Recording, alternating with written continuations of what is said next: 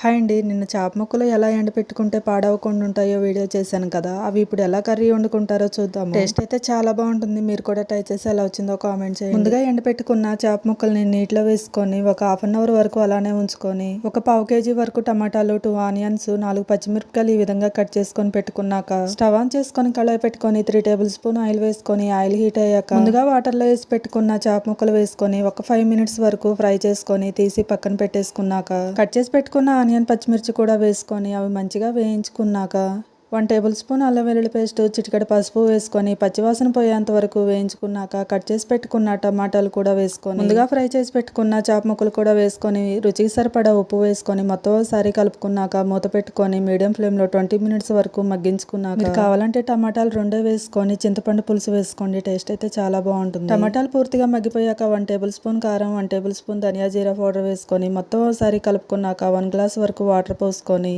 Curry ఇలా ఉడుకుతున్నప్పుడు 1 table spoon masala powder వేసుకొని మొత్తం ఒకసారి కలుపుకున్నాక ఆయిల్ ఇలా సపరేట్ అవుతున్నప్పుడు కొత్తిమీర వేసుకొని సర్వ్ చేసుకుంటే ఎంతో టేస్టీ ఈజీ అయిన ఎండు చేపల టమాటా కర్రీ రెడీ. మీరు ఎలా చేస్తారో కామెంట్ చేయండి. బాయ్.